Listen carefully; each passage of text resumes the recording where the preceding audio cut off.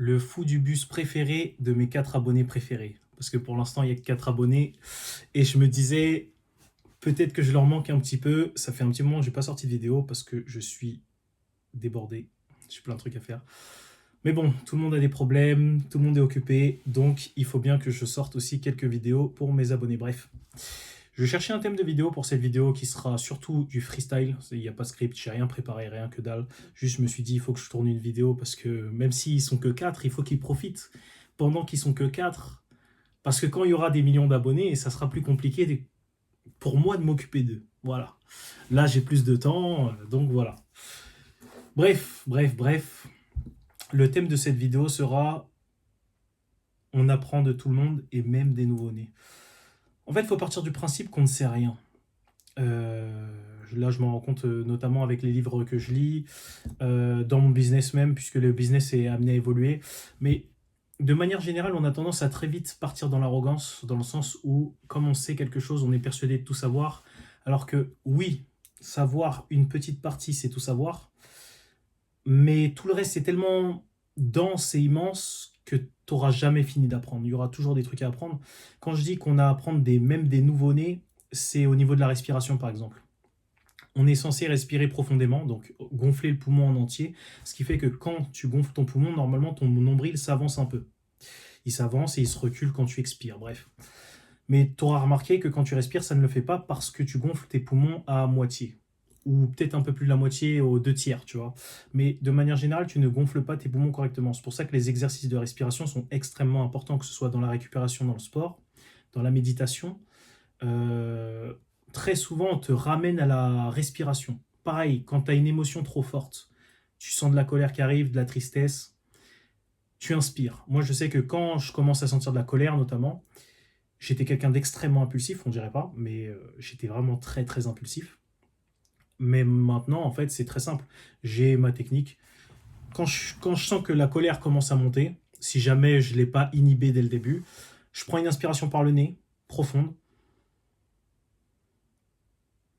J'expire, sans faire de bruit, rien, que dalle. Mais en fait, dans ce laps de temps, il faut savoir qu'il y a 2 solutions. Soit j'ai inhibé la colère de manière soft, soit je l'ai inhibé de manière hard.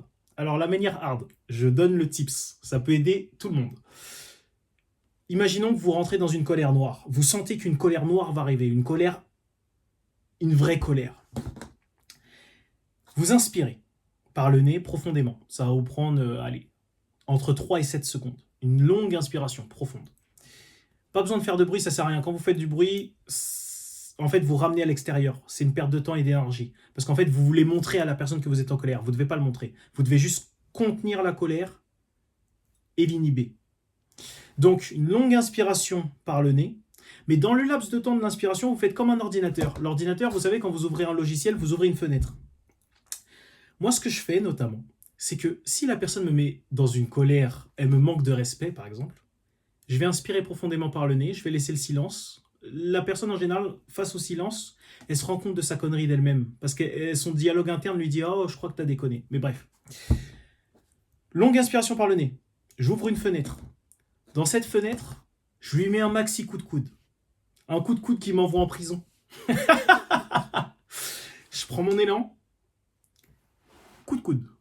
Bien placé au niveau du nez. Voilà, il est par terre, il a mal, il souffre, il crie, il pleure, peu importe. Je ferme la fenêtre. J'expire. Ma colère est passée. Dans cet espace-temps, dans cet univers-là, je n'ai commis aucun crime, aucun délit, rien. Mais dans un univers alternatif, je me suis défoulé. Et c'est largement suffisant. Et c'est ce que vous devez faire pour tout. Parce que chaque action engendre une réaction. Donc, même si ta colère est justifiée, il faut que tu penses aux conséquences de ton action derrière. Bref, je m'égare, c'est une vidéo freestyle comme j'ai dit, j'ai donné un petit tips. Ce que je veux dire par on apprend de tout le monde et toujours, c'est pour revenir à la respiration justement, c'est que la respiration c'est le moyen de communiquer aussi avec ton corps. Parce que ta façon de respirer indique à ton corps des informations, il donne à ton cœur notamment des informations. Quand tu vas à la salle de sport, ton cœur va pulser plus fort pour transmettre plus de sang dans tes muscles. Que tu sois plus congestionné, que tu aies plus de force. Pareil, tu auras une respiration différente si tu cours. Je lis des livres notamment sur l'énergie sexuelle, par exemple. Je sais qu'en France, c'est assez tabou, tout ce qui est sexualité et argent, notamment. Enfin, de façon, de manière générale, là où il y a du tabou, il y a extrêmement de pouvoir. Extrêmement de pouvoir.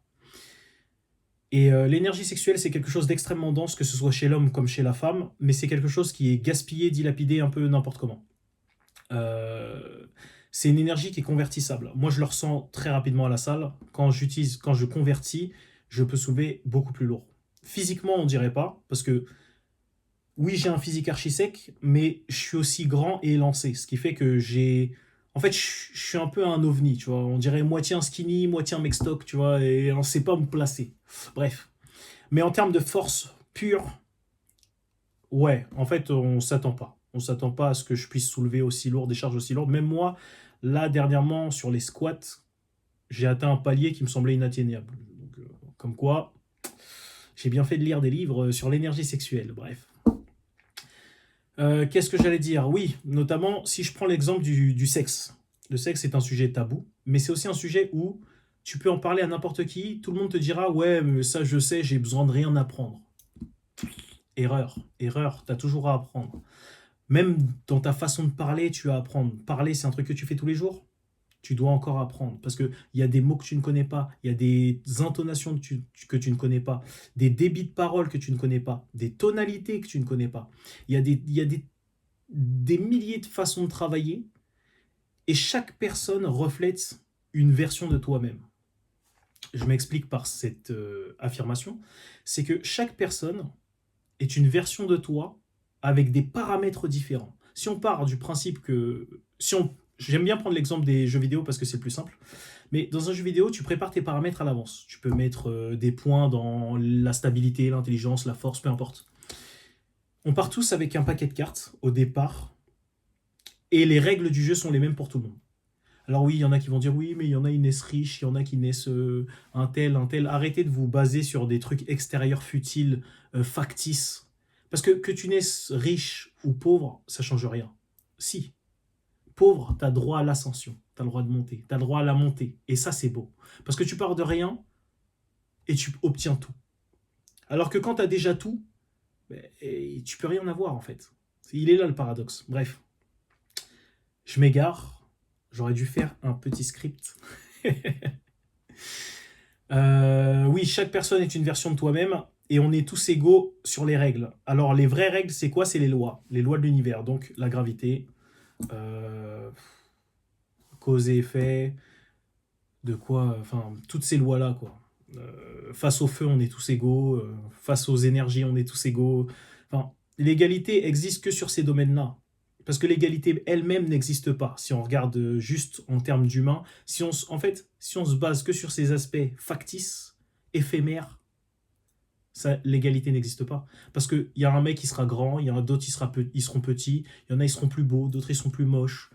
Et encore, et encore. Parce que la beauté est intersubjective et elle se travaille. Parce que il y a les glow-up qui existent, en fait.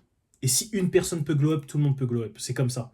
Moi, en tout cas, je le vis comme ça. Après, ceux qui veulent pas vivre comme ça, tant pis pour eux.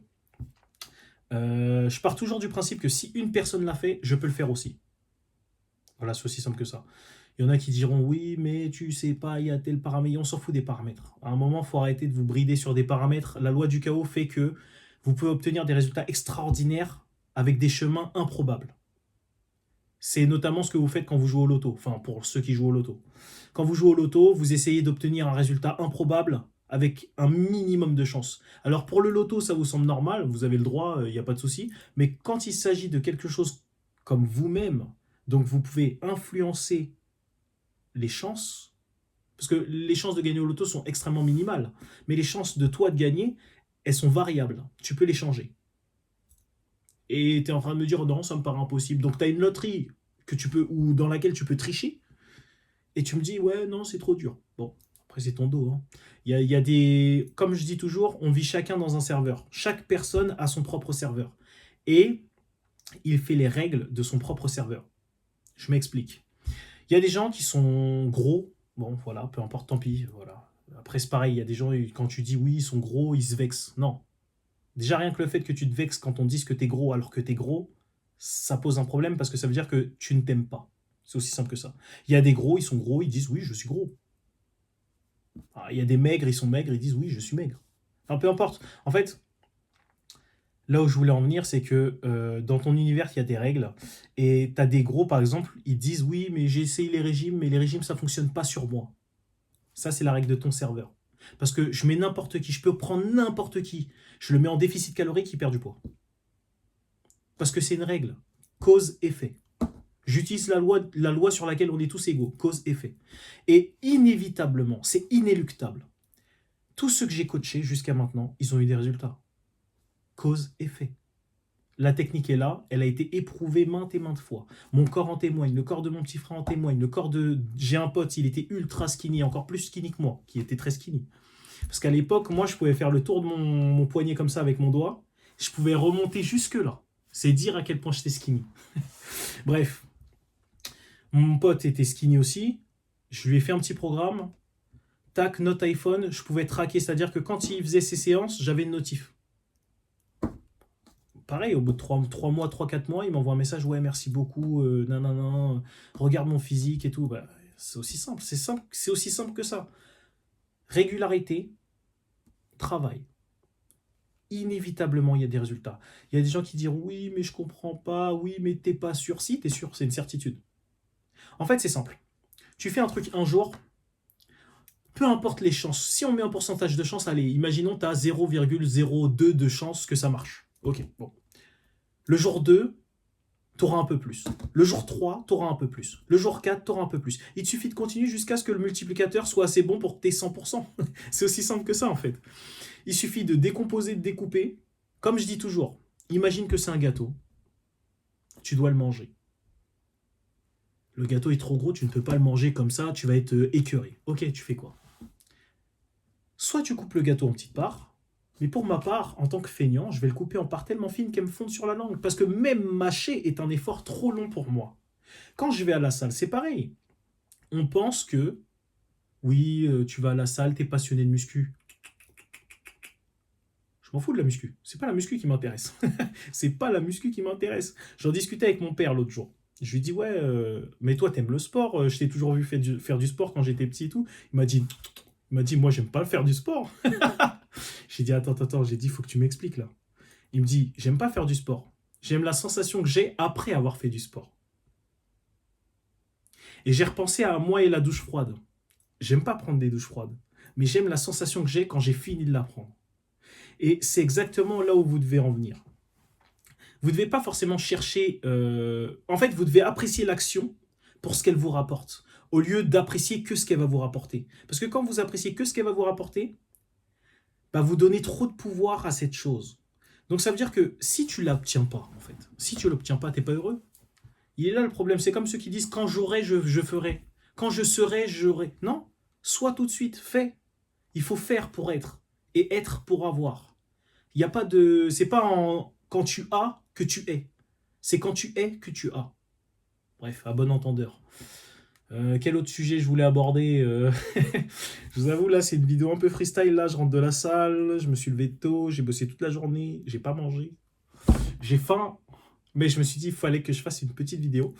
Donc voilà, tout ce que je voulais dire, c'est qu'il y a toujours à apprendre. Même sur des sujets qu'on est sûr de connaître par cœur, notamment sur l'argent, par exemple. Il y a tellement de personnes qui parlent d'argent, mais en fait, ils ne se rendent pas compte à quel point ils sont incultes face aux sujets qu'ils sont persuadés de connaître. Et quand ils parlent à côté de quelqu'un qui connaît, ils ne se rendent pas compte non plus à quel point cette personne peut les voir comme un singe. Je crois que c'est dans le livre « Réfléchissez et devenez riche », il y a une citation, je ne sais plus comment elle est prononcée, mais la finalité c'est celui qui sait ne parle pas, celui qui parle ne sait pas. Voilà. C'était un truc du genre, il vaut mieux se taire, car face à la personne cultivée, vous avez plus de chances de passer pour un imbécile. C'est une tournure comme ça à peu près dans le livre, et ils ont raison. Je pense à... Là, notamment, j'étais à l'anniversaire d'un ami le week-end dernier, et on a enfin, son cousin qui était dans la crypto en même temps que nous à l'époque où j'avais lancé ma collection d'NFT, etc. Il m'avait déjà montré un de ses wallets qui était à 100 000, etc. Et en fait, c'est vrai que c'est différent quand vous avez quelqu'un qui vous montre directement sur place, que vous connaissez physiquement, qui vous montre un portefeuille à 100 000. En fait, vous vous dites, putain, c'est une dinguerie. Parce que déjà, vous le voyez sur Internet, mais vous pouvez encore avoir le doute. C'est vrai, parce qu'il y en a, vous voulez faire les pragmatiques, alors vous n'êtes pas pragmatique du tout. C'est pas du pragmatisme, c'est de la peur. Mais vous la traduisez par votre pragmatisme. Je vais revenir sur le sujet. Si j'oublie pas. Si j'oublie pas. Mais ce que je veux dire par là, c'est que il m'avait montré un wallet et je me dis, waouh, quand même. Parce que déjà, je le savais et moi, je le crois directement. Quand c'est ce genre d'histoire, moi, je crois direct. Mais c'est vrai que de voir, ça fait un effet différent. Et ce week-end, on a discuté notamment crypto, business, etc. Parce qu'il sait dans quel business je suis, je connais son business, on discute. Et c'est vrai, comme il m'explique, il me dit, bah, par exemple, des fois, je fais des journées, je fais 27 000. Bah, c'est vrai que dans la crypto, c'est un autre niveau, c'est un autre monde. Et il me dit, moi, je me casse pas la tête. Il dit, je connais mon sujet. Quand je fais mon truc, je fais mon truc. Je fais mon petit braquage, je pars. Et là, il fait son petit coup, il sait comment ça se passe. Il a commencé à avoir les patterns. Voilà. Le langage de l'univers, les patterns. Il y a des formes et des schémas qui se dessinent, qui se reproduisent. Un menteur, il va avoir des signes qui se reproduisent, ce qui te permet de détecter les mensonges. Que ce soit dans la tonalité de voix, dans la gestuelle, dans le non-verbal, dans le débit de parole. Il y a un tas de signes qui montrent que la personne ment. Eh ben, c'est des patterns, c'est des schémas qui se dessinent. La personne a peur, pareil, il y a des schémas qui se dessinent. La personne est amoureuse de toi, il y a des schémas qui se dessinent. La personne te désire ou a besoin de toi ou veut quelque chose, il y a des signes. La personne est en détresse, il y a des signes. Et c'est toujours les mêmes schémas, les mêmes dessins qui se dessinent. Ils ont juste une forme différente, enfin, un emplacement différent, une place différente, dans un espace-temps différent, mais c'est toujours les mêmes dessins. Il faut juste avoir l'œil et observer. Il y a un sujet sur lequel je devais revenir, et je ne m'en rappelle plus. Mais bref, bon, je pense que je vais arrêter cette vidéo-là, de toute façon. C'était une petite vidéo un peu freestyle, un peu rapide. J'essaie de reprendre le sujet, mais je ne m'en souviens pas. Bref, tout ça pour dire qu'il y a toujours à apprendre, même sur des sujets creuses, notamment les sujets tabous. Notamment les sujets tabous, parce que les sujets tabous, on a tendance à se dire « Oh, c'est tabou, c'est pour une raison. » Non, non, non, non, non. Arrêtez avec votre histoire. C'est comme l'expression quand j'étais petit que j'entendais tout le temps, c'est être curieux. La curiosité est un vilain défaut. Mais qui est le crétin qui a inventé ça en fait? Qui est l'imbécile qui a dit pour la première fois cette phrase en se pensant intelligent? Parce qu'il faut voir comment les adultes ils se sentaient intelligents à l'époque quand ils sortaient cette phrase. La curiosité est un vilain défaut. Ok. C'est pour ça que tu es une personne inculte. Oui. Parce que tu n'as pas été assez curieuse. Par contre, quand c'est pour des cochonneries ou des bêtises, ah là, les gens sont curieux, hein, toujours. C'est toujours une question de motivation. C'est comme la fatigue. La fatigue n'existe pas. Selon ce que tu vas faire, tu vas pondérer. Ça va te dépenser. En fait, ça va te consommer plus ou moins d'énergie. Je ferai une vidéo là-dessus. Et j'ai plein de vidéos à vous faire. J'ai plein de vidéos à vous faire. Dès que j'ai un peu de temps, je vais tourner les vidéos. Je vais vous faire des vidéos banger, notamment sur l'énergie. Ta jauge d'énergie par jour. Comment avoir énergie illimitée?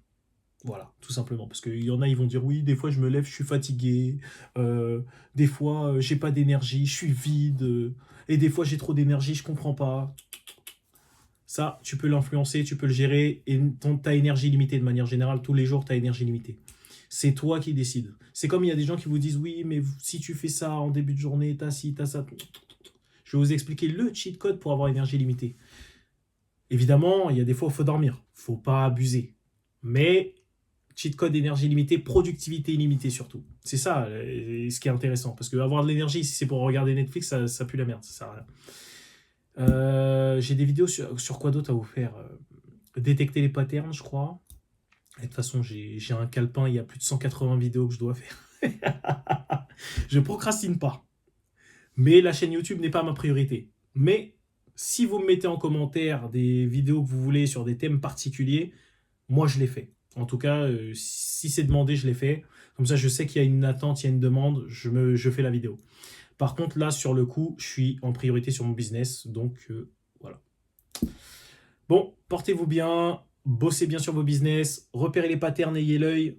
Si quelqu'un est à la place où vous voulez être, surveillez-le. Parce qu'il travaille pour vous. Il ne le sait pas, mais il travaille gratuitement pour vous. Parce que vous avez juste à observer ce qu'il a fait, comment il l'a fait, et le copier, l'optimiser et l'adapter pour vous. Voilà, aussi simple que ça. C'est ce que je fais avec les réseaux sociaux. Quand vous regardez le marketing et les trends, c'est quoi? C'est une personne qui teste du contenu ou qui fait du contenu juste comme ça. Un jour, elle fait un contenu qui perce. On ne sait pas pourquoi. Une autre personne regarde et dit « Ah, son contenu, il a bien marché, il a percé. Et si je le reprenais à ma sauce ?» Elle leur fait, ça perce aussi. Après, il y en a deux, trois, ils font, ça perce pas forcément. Et il y en a d'autres, ils le refont, ça perce. Et bien, ton travail, c'est de faire quoi? De trouver le dénominateur commun.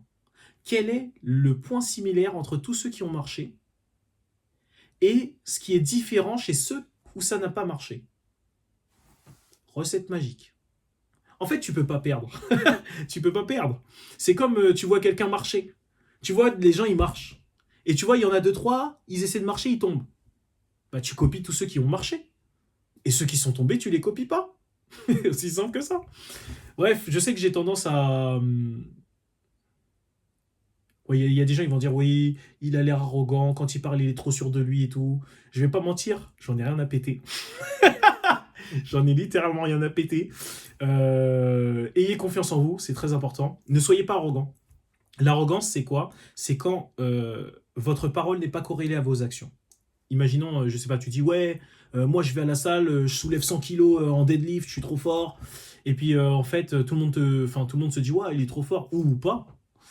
Et finalement, quand on te regarde à la salle, 80 kilos, déjà tu galères. Ça, c'est de l'arrogance. Parce que tu vas te vanter d'un truc que tu ne sais pas faire. Et à l'inverse, il y a une autre forme d'arrogance, c'est tu sais soulever les 100 kilos au deadlift, et tu as quelqu'un à côté qui soulève 80. Et puis tu te moques de lui. Tu soulèves que 80. Moi, je soulève 100. Donc, tu mets tes performances en avant pour rabaisser quelqu'un d'autre. Ça, c'est de l'arrogance. C'est de l'arrogance et en plus, c'est stupide parce que qui veut être grand n'est finalement tout petit. Parce que la Terre, elle est grande, mais tu la vois pas, tu la prends même pas en considération. Tu marches dessus tous les jours, tu la prends même pas en considération. Pourquoi? Parce qu'elle est tellement grande que tu ne la vois pas. Quelque chose de grand, c'est aussi proche de quelque chose d'infiniment petit. Parce que dans les deux cas, tu les vois pas. Le ciel, il est immense. Tu le vois pas. Enfin, tu le vois pas. C'est une façon de parler. La Terre, tu la vois aussi. Mais tu la prends pas en considération parce que, en fait, elle est tellement là, partout, tout le temps, que tu le prends pas en considération. Comme quelque chose d'infiniment petit, il peut être toujours avec toi, tu le verras pas, mais il est toujours là. Et ben c'est pareil. Donc l'humilité prime. Voilà, soyez humble. En fait, je repense à une phrase de mon petit frère. Oh, j'ai positionné, bref. Très intéressante. Et prenez-la en compte parce que il est plus petit que moi, il a 8 ans de moins que moi, je lui apprends tout ce que je sais pour qu'il soit en avance, et il est très très en avance. J'apprends de lui, j'apprends de lui. Et notamment un jour, je sais plus, on joue à un jeu, faut savoir que mon petit frère, il a une bonne étoile et il sait comment s'en servir. Il sait comment l'exploiter à fond. Peu importe ce qu'il fait, il finit par réussir ou par gagner, et très vite. Notamment dans les jeux, par exemple, on peut jouer à n'importe quel jeu, s'il n'y a jamais joué, il finit par gagner. Voilà. Ne me demandez pas comment il fait, il a la technique. La croyance surtout, la certitude. Et un jour, on joue à un jeu, et il se vantait de gagner, etc. Et cette fois-là, il a perdu. J'ai gagné. Et du coup, je lui ai dit, bah alors, tu t'es vanté, t'as perdu. Il est resté calme, il m'a regardé, il m'a répondu, il m'a dit, ouais, mais toi, t'as besoin de... Comment il m'a dit ça? Il m'a dit, toi, t'as besoin d'en parler parce que pour toi, la victoire, c'est quelque chose d'exceptionnel. Moi, c'est banal, donc... Bref, voilà. Donc, tout ça pour vous dire que ne vous excitez pas quand vous gagnez, parce que ça signifie que c'est quelque chose d'exceptionnel. Ça sera le mot de la fin. Sur ce,